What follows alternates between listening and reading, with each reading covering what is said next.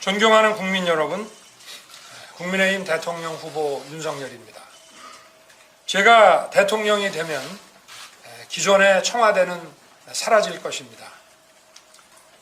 조직 구조도 일하는 방식도 전혀 다른 새로운 개념의 대통령실이 생겨날 것입니다. 부처 위에 군림하면서 권력만 독점하고 국가적 위기에 제대로 대처하지 못하고 미래도 준비하지 못하는 청와대로는 더 이상 국가를 이끌어 나가기 어렵습니다. 국정의 최고 컨트롤 타워인 대통령실은 대한민국 최고의 공무원들과 최고의 민간 인재들이 하나로 뒤섞여 일하는 곳으로 확 바뀔 것입니다. 코로나 위기는 사회 각 분야에 불가역적인 변화를 만들어내고 있습니다. 이를 선진국으로 도약할 기회로 만들어가야 하는데 공무원 신분을 가진 분들끼리만 모여서는 문제 해결과 대안을 만들어가는데 한계가 있습니다.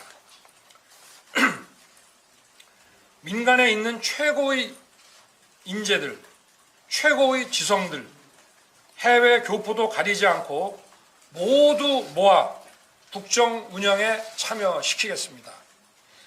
경륜 있는 중장년층과 젊고 패기 있는 젊은 인재들 누구라도 애국심과 실력만 있으면 국정의 컨트롤 타워 안으로 모시겠습니다. 제가 구상하는 대통령실은 정형화된 참모와 분야별 민간 합동위원회가 결합된 형태로 운영될 것입니다. 국가적 주요 현안과 미래 전략 수립에 집중할 것입니다. 이들이 지혜를 모아 만들어낸 방안을 가지고 내각과 소통하며 나라의 미래를 이끌어 가겠습니다. 나라가 변하려면 대통령부터 변해야 합니다. 대통령은 대통령만이 할 수 있는 일에 집중하겠습니다. 총리, 장관, 지자체장 모두 마찬가지입니다. 제대로 일하기 위해 집중할 것은 집중하고 분산할 것은 분산하겠습니다.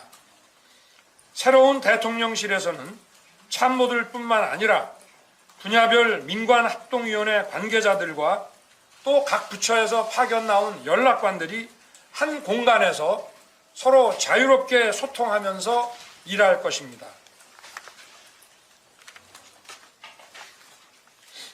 국민과 소통하는 일하는 대통령이 되기 위해서는 제왕적 대통령의 잔재를 철저히 청산해야 합니다.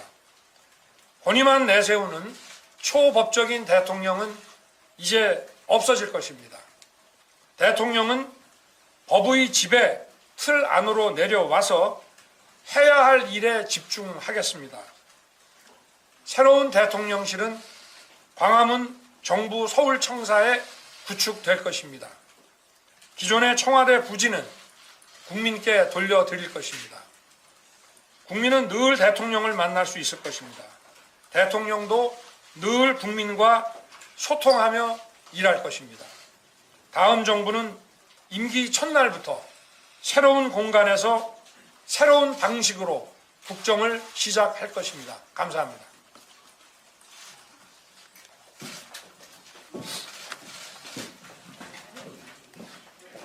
청와대책본부장님과 원희룡 정책본부장님 배석하셨습니다. 방금 발표하신 정치공약 관련한 질문부터 받겠습니다. 네, 손을 들어 표시해 주시기 바랍니다. 네, 질문해 주십시오. 네, 후보님 안녕하세요. 뉴데일리 빌런입니다. 문재인 정부에서도 이제 초기에 이제 광화문 대통령 시대에 열겠다고 했는데 결국 실패했거든요. 후보님은 어떻게 다르게 구상하고 계신지 궁금합니다. 그러니까 이제 대통령이 국정을 어떻게 끌고 나가고 정부를 어떻게 운영해 나갈 건지에 대한 일단 그 방식과 그 방향이 먼저 정해지고 청와대 이전 문제나 대통령의 근무 공간은 부차적인 문제입니다. 물론 청와대가 대통령의 초법적 권위를 상징하는 그런 장소가 되기는 했습니다만은 그거 이전에서 대통령의 초법적 권위에 대한 상징물을 없앤다고 해서 나라가 뭐 크게 바뀌는 건 아닙니다. 그래서 저는 청와대 이전 문제는, 그러니까 대통령 집무실의 이전 문제는 제가 제일 뒤에 마지막에 언급을 한 것이고요. 중요한 것은 일하는 방식. 예를 들어서 뭐 인사청문회를 통해서 장관을 뽑고 또 청와대도 공무원들 정치권에서 온 공무원 또 행정부 쪽에서 파견 온 공무원 이렇게 해서 대통령의 측근으로 이렇게 일을 해가지고는 국민의 뜻을 제대로 수용하기도 어렵고 그래서 민간의 최고 지성들을 이 관료들과 또 정치권 인사들과 또 여러 학자들, 전문가, 또 언론계 이런 분들하고 아젠다별로 이거는 그냥 과거 같은 그런 공무원 중심에서 공무원의 면피성을 하기 위한 그런 위원회가 아니고 여기서 국가적인 아젠다를 추출해내고 또 그것을 어떻게 추진해 나갈지 관리하고 또 그 이행 결과를 점검하고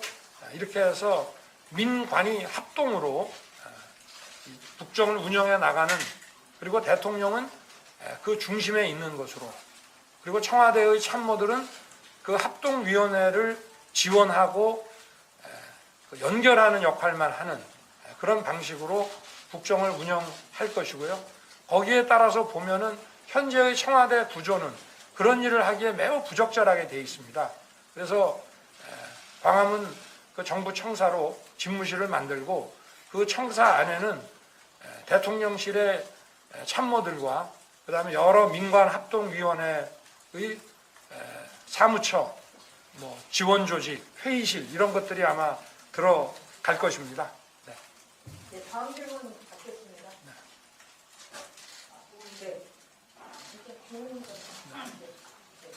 채널A 김영민입니다. 네.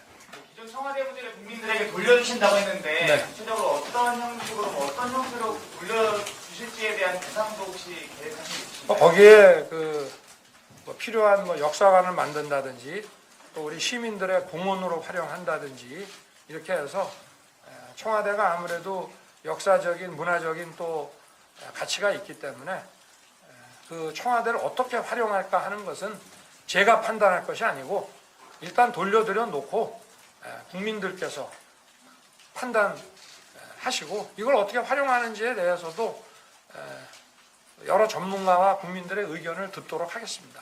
네. 다음에 저 뒤쪽에서 질문하셨는데 질문하실 분 없으신가요? 네. 안녕하세요. 저 질문하겠습니다. 네. 아직영대 김슬기입니다. 후보님 집권하시게 되면 여소야대 국면이라서 네. 식물부패가 될 수 있다는 우려도 지금 나오고 있는데요. 네.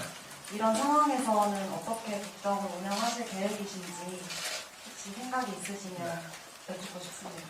국정의 방향을 올바르게 잡고 훌륭한 그 임무를 청문 대상에 제시를 했을 때 그걸 거부해 가지고는 뭐 180석가 아니라 뭐 200석을 가지고 있어도 저는 국민들이 다 판단하실 거로 알고 있고요.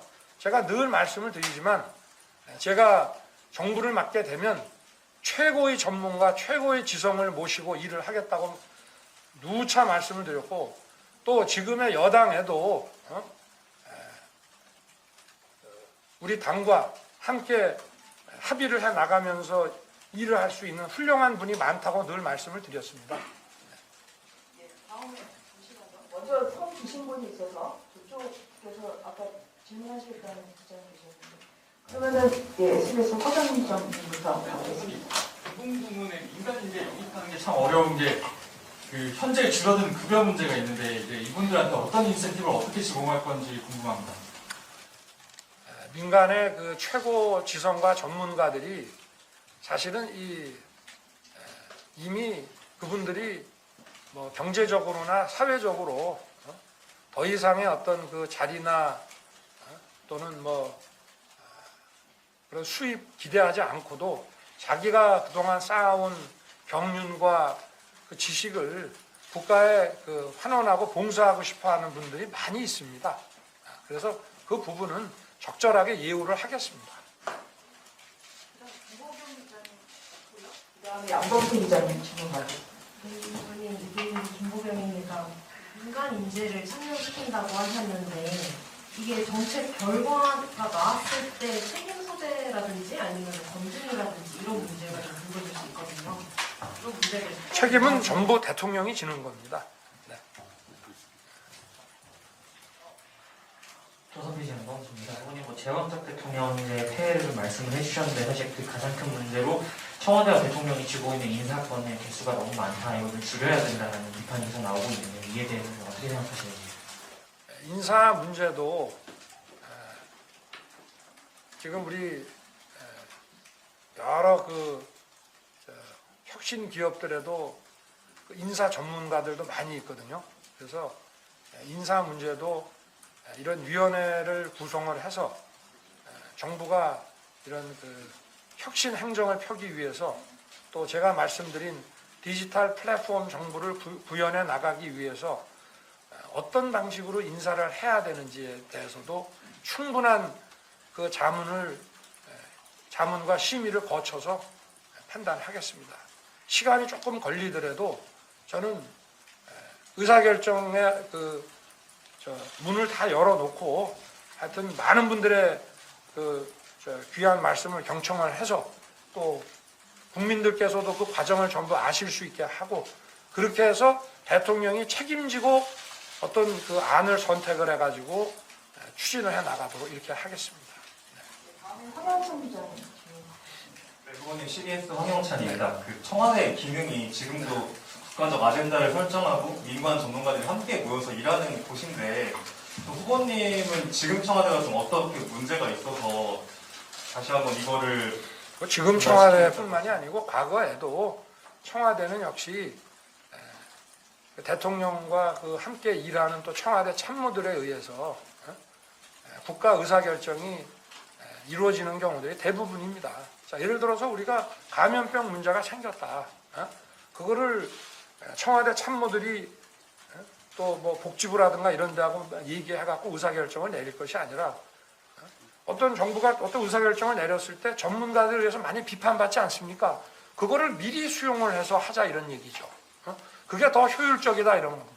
결정이 조금 늦을 수는 있지만 전문가나 지성들에 의해서 또 과거에 관료를 지냈던 분들, 언론인들로부터 비판을 받고 다시 바꾸거나 또는 안 바꾸고 고집을 부리는 것보다 결정이 좀 늦더라도 많은 분들의 의견을 다 듣고 벌써 민간 자문위원 미국 같으면은 과거에 제가 보기에 서머스 교수 이런 사람들이 경제 자문위원장을 하면서 미국 경제가 앞으로 나아가야 될 방향 그리고 리스크를 줄이기 위해서 해야 될 미리 준비해야 될 아젠다가 어떤 건지 이런 것들을 방향을 다 잡으면은 행정부처들은 또 그걸 기본 방향으로 해서 움직입니다.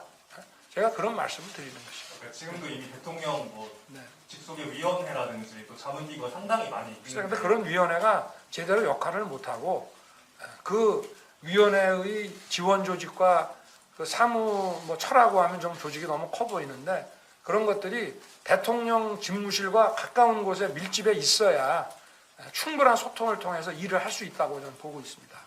다른 차원에서 한 가지만 더 질문을 네. 드리면 그 대통령 집무실의 위치가 부차적 문제라고 하셨지만 그 문재인 정부에서도 뭐 정부 청사로 이전을 하려고 했을 때 청사 공간위를 협소하고 경호 문제, 외빈 접견 문제, 또 도심이다 보니 교통 문제 이런 식으로 현실적인 이유를 좀 들었었거든요. 네. 좀 다른 대안이 있으신 건지 궁금합니다.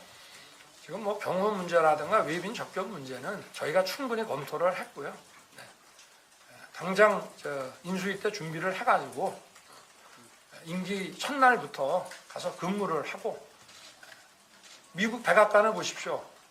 대통령이 근무하는 오발 오피스 주변에 참모들이 쫙 있고 거기서 바로 붙어 있는 이 웨스트 윙에 또 전문가들이 많이 또 밀집해 있기 때문에 의사소통이 원활하게 이루어지고 우리는 지금 그 비서동에서 그 대통령이 집무실인 본관까지 가는데 차를 타고 가지 않습니까? 그렇게 해가지고는 원활한 의사소통이 되게 어렵다고 보고 있습니다. 그 관료 조직 안에서도 그런데 민관의 충분한 의사소통이 안 되고 우리가 어떻게 4차 산업혁명의 선도 국가가 되며 우리가 갖고 있는 많은 개혁 과제들을 해결해 나갈 수 있겠습니까? 김성민 기자님 질문 받겠습니다. 그럼 질문하실 게 좀 많으시지만 양해 말씀드리면 질문 한 번의 기회에 좀 다 해주시면 좋을 것 같습니다. 기다리시는 분이 많이 계십니다. 유시스 김승민입니다. 오늘은 말씀 안 하셨는데 예전에 민정수석 폐지하겠다라는 얘기를 하셨었는데요. 민정수석 폐지하면 또 검찰 인사를 법무부 장관이 총장하고 이들에서 독립적으로 알아서 하겠다고 이렇게 구상을 하시는 건지 검찰 인사가 대통령이 분산해야 될 부분이라고 생각하시는지 좀. 그러니까 인사권이라고 하는 거 역시 최종적인 인사권은 대통령에게 있죠.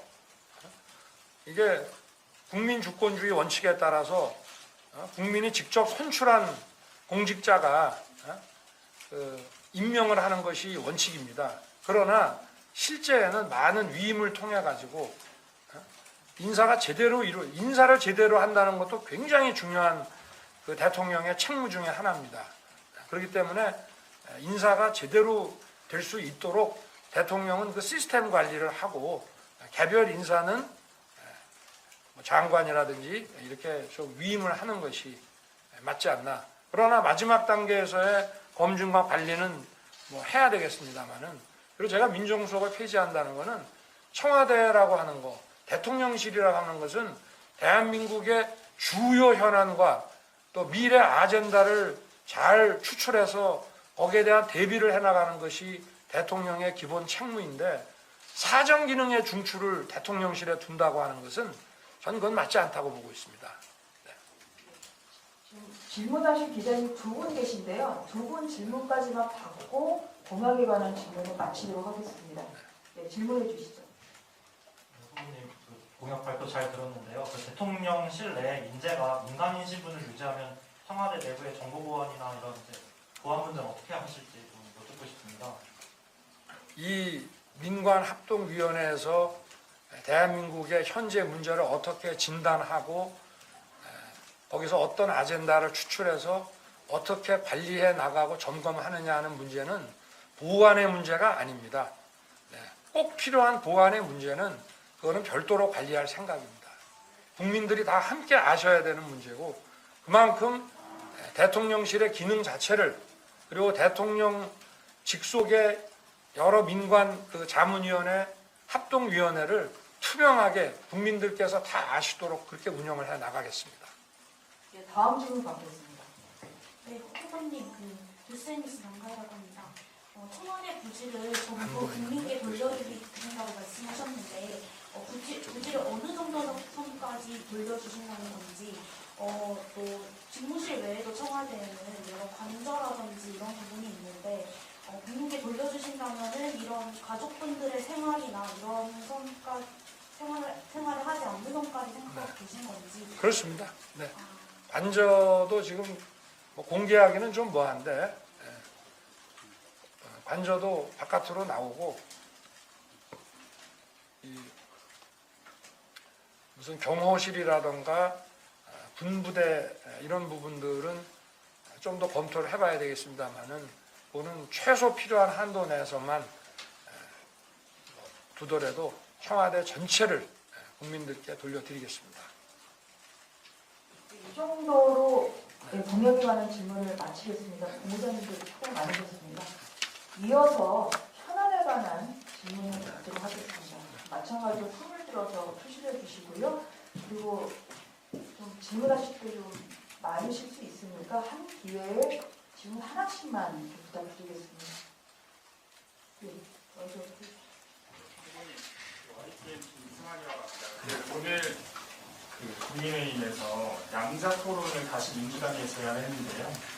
어제 후보님께서는 어떤 형식이든 상관없다고 말씀하셨었는데, 양자 토론을 제안한 거는 후보님의 좀 어떤 의견이 들어가 계십니까? 원래 양자 토론을 하기로 국민의힘과 민주당이 합의를 했지 않습니까? 근데 이제 사법부에서는 그 공영 매체가 초청하는 식은 곤란하다고 판결의 취지가 이제 그렇게 됐기 때문에 그 판결의 취지를 존중하면서 양당이 합의한 사항을 하자, 이런 취지고요. 그리고 뭐 토론의 형태가 저는 합의된 거를 우리가 사법부 판결에 반하지 않게끔 하자는 제안을 한 것이고, 물론 뭐 제가 다 보고를 받고 승인을 한 것이고요. 그러나 또 뭐 다른 후보들하고도 이런 그 다양한 형태의 뭐 토론이 제안이 온다고 하면은 또 거기에 대해서는 예를 들어서 뭐 언론사 초청이라든가 그런 거에 대해서는 검토해서 뭐 특별히 뭘 배제하고 이런 생각은 없이 원칙에 따라서 할 생각입니다. 네. 다음 질문 받겠습니다. 네, A검색이라고 합니다. 오늘 주식 양도세 폐지를 하셨는데 증권거래세 폐지는 우측 주식 양도세 폐지를 전제로 없애겠다고 하셨는데 증권거래세 유치하시는 것인지 한국적으로요? 네? 증권거래세. 증권거래세는 양도세를 전제로 발표를 한 공약이기 때문에 증권거래세는 현행 그냥 유지하는 거로 해제하면서 양도세는. 네. 또 대한민 선진국형 과세 체계를 말씀하셨는데 이거가 일단 좀 구체적이지 않아서 구체적으로 어떤 내용인지 네. 어떻게 설계하실 것인지. 네. 이 증권시장이라고 하는 것이 우리 서울에 있는 시장, 뉴욕에 있는 시장, 런던에 있는 시장, 세계 각국의 시장끼리 서로 경쟁을 하면서 좋은 시장에 자금이 몰리게 되어 있습니다. 그래서 우리가 장기적으로는 그 선진국 시장의 여러 제도들을, 그중에 또 중요한 것 중에 하나가 금융 관련 세제입니다. 그거를 잘 분석을 해서 우리 시장이 선진국형 이 금융시장에 비해서 경쟁력이 떨어지지 않도록 하겠다는 것이고요.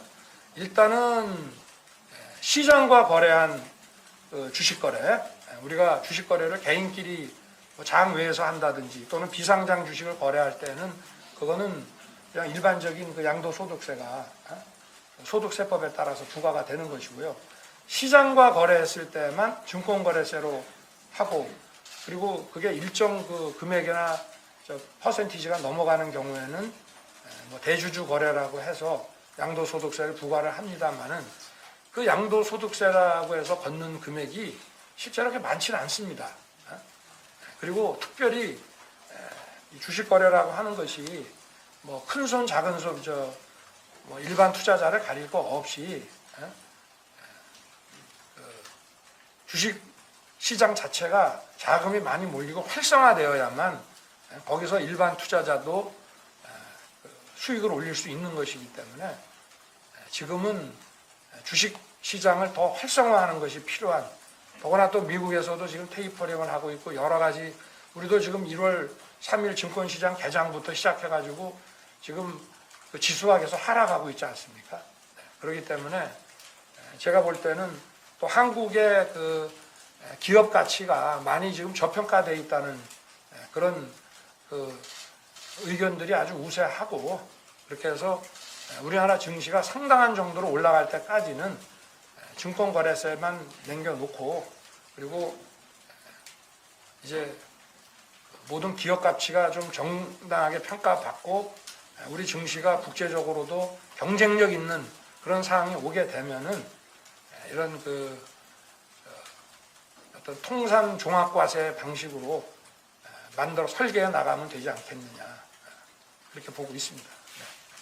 다음 질문 받겠습니다. 후보님, 한국일보 박지영 기자라고 합니다. 네. 어제 필승결의 대회에서도 후보님께서 대통령 중심제 나라를 국민 중심제로 운영하겠다 이렇게 말씀하셨는데요. 구체적으로 어떤 권한을 또 국민에게 넘겨주실 거라고 구상을 하고 계신지, 그다음에 청와대에서 광화문 쪽으로 집무실을 옮길 경우에 국민들과의 소통을 강화할 방안을 좀 생각하고 계신지 여쭙고 싶습니다. 청와대 안에서 그 소수의 그 참모와 또 아까 그 말씀하시면서 좀 우려하셨던 것처럼 보안을 앞세워 가지고 어떤 중요한 그 의사결정을 할 때 투명하지 않게 그렇게 운영하지 않고 국민들에게 다양하게 물어보고 아무래도 전문가나 또 언론계나 뭐 학자나 또는 정치권에 계시는 인사도 우리 위원회를 구성을 해서 그 위원회를 통해서 어젠다를 발굴하고 관리해 나가는 방식으로 하는 것이 그게 국민과 소통하는 거 아니겠습니까? 직접적인 소통은 아니겠습니다만은. 그리고 그렇게 위원회에 많은 분들이 오셔가지고 특히 그 좀 공무원이라고 하는 것을 아주 상근 전업으로 하기를 꺼려하는 분들이라든가 또는 무슨 뭐 재산 등록, 인사청문회 이런 거를 꺼려해서 어떤 그 국정 활동에 참여하기를 기피하는 분들도 많이 계십니다. 그런데 그 중에서 우리가 정말 그 고견을 듣고 이게 제가 제도화가 되어 있지 않으면 이게 잘못하면 비선이 될 수가 있습니다. 투명하게 이거를 관리를 하겠다 이런 말씀이고요. 그래서 대한민국의 국익을 위해서라면은 하여튼 이런 최고의 지성을 모시고 그분이 공직에 계신 분이든 민간에 계신 분이든 간에 젊은 분이든 또 경륜이 있는 장년층이든 간에 가리지 않고 모셔서 국민에게 이익이 되는 그런 정치를 하겠다 이런 말씀을 드립니다. 다음 질문 네, 후보님 필리프 정민철입니다. 방금 민주당의 입장이 나왔는데요. 네. 국민의힘 양자토론 제안에 대해서 민주당은 다자토론이 먼저다라고 입장을 밝혔고요. 여기에 참여를 해달라고 요청했는데 31일 그럼 다자토론 혹시 제안에 대해서 받아들일 용의가 있으신지 궁금합니다. 글쎄 뭐 그거는 좀 우리 당에 계신 분들하고 좀 상의를 좀 해봐야 될 것 같은데 제가 우리 당의 내부 경선 과정에서 다자 토론을 쭉 해왔지 않습니까? 제가 지난번에 뭐 3프로 TV인가에 나갔다가 토론 이게 뭐 크게 도움이 되겠냐라고 말씀을 드린 게 토론 깊이가 아니고 다자 토론을 해보니까 상대방에 대한 그 어떤 여러 가지 그 생각이라든지 뭐 이런 것에 대한 검증과 논의가 이루어지기가 상당히 어렵더라고요. 네. 그래서 이제 말씀을 드린 것이고요. 한번 고민해 보겠습니다. 네. 네, 후보님, 정부가 좀 강화된 방역 체계를 다음 달부터 적용을 좀 전국으로 확산하기로 했는데요. 선별검사 방식이 좀 변경되면서 선별검사 방식이 좀 변경되면서 그 정확도 논란이나 아니면 임산부나 청소년 등의 미접종자들의 불편이 우려된다는 지적이 좀 있는데 이게 좀 어떻게 생각하실지요? 그래서 어떤 정책이든지 간에 장점이 있고 또 단점이 있겠죠. PCR로 하게 되면 시간이 많이 걸리고 또 신속 검사를 하게 되면 시간은 줄이지만 정확도가 또 떨어지는 건데 이거를 잘 섞어서 해야 되지 않겠습니까? 제가 말씀드린 그 민간합동위원회라는 것도 이를테면 코로나에 대한 대응, 방역, 역학조사의 문제 이런 것들을 어떻게 해나갈 것이냐 하는 것은 대한민국의 그 많은 국민들의 생명과 안전이 지금 경각에 달려있는 상황에서 대한민국의 최고 지성들과 경험자들이 모여서 여기에 대한 논의를 하고 그걸 국민들에게 그 논의 과정을 보여주고 거기에 따라서 어떤 대책을 만들 때 국민들의 협조를 제일 많이 받을 수 있지 않겠습니까? 근데 이거를 소수의 관료가 그게 어떻게 의사결정이 이루어지는지도 모르고 방향을 잡아가지고 간다고 하는 것은 그거는 우리가 정치와 행정을 펴나가는 데 있어서 국민들의 동의와 협조를 받기도 대단히 어렵다고 생각합니다. 질문 한두 개 받고 마치겠습니다. 네, 후보님 저 질문을 했습니다. 아까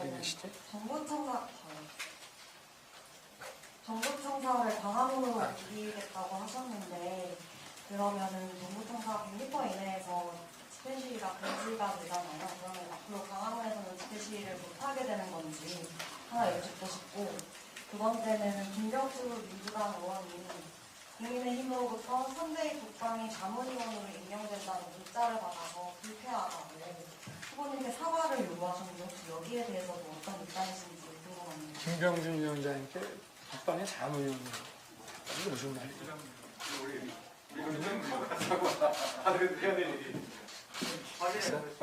네네. 한번 확인해보고 문제가 네. 있다면 뭐 사과할 일이 있으면 얼마든지 사과하고 지정하도록 하겠습니다. 네. 집회 시위 문제는 뭐 집회 시위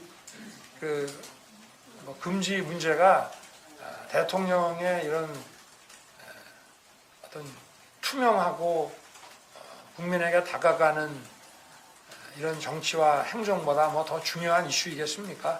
저는 뭐 적절하게 잘 하겠습니다. 국민들의 직접 목소리도 들어야 되기 때문에 또 뭐 어떤 무슨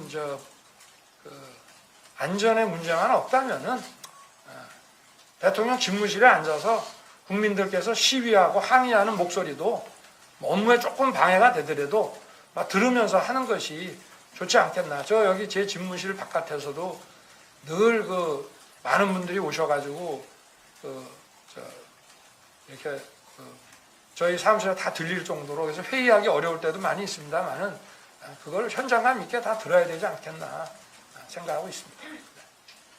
마지막 질문 받겠습니다.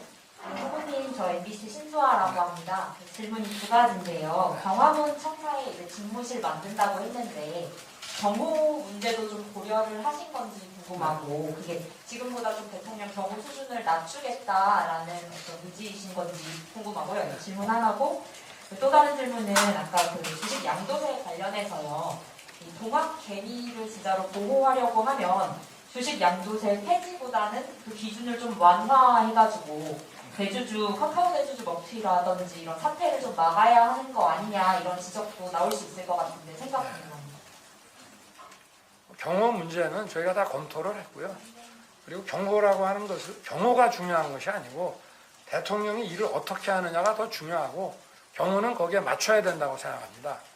그리고 그런 대주주에 대한 양도세 문제는 예를 들어서 먹튀가 있다 그러면 그거를 보완하는 제도를 만들면 되는 것이지 세제 가지고 그게 꼭 저지가 될 거라고는 생각하지 않고요. 저는 오히려 이런 대주주라고 하는 것도 요건이 실제 대주주가 아닌 분들에게 내려온 경우가 많거든요. 우리나라 주가에 영향을 미치고 있는 대기업들은 그 기준을 아무리 높여도 실제 대주주가 되기 어렵습니다. 저는 그거보다 우리가 만약에 세수를 확보하고 경제에 있어서의 공정의 원칙을 더 세우려고 하면 대기업이든 중견기업이든 상장기업의 기업 가치가 정당하게 제대로 평가돼서 이를테면 시총이 올라간다든지 이렇게 되면은 거기서 우리가 대주주나 특수관계인 간의 거래라든지 이런 데서 상증세라든지 양도소득세를 저희가 훨씬 더 제대로 과세할 수 있지 않겠느냐. 그래서 이 증권 시장에서 시장과 거래하는 그 참여자에 대한 이런 어떤 세제적인 그런 진입 장벽은 그거는 큰 틀에서 봤을 때는 그게 그야말로 일반 개인 투자자들에게도 도움이 안 된다고 저는 보고 있습니다. 이것으로 오늘 공약 발표와 질의응답을 마치겠습니다. 모두 수고 많으셨습니다. 감사합니다. 수고 많으셨습니다.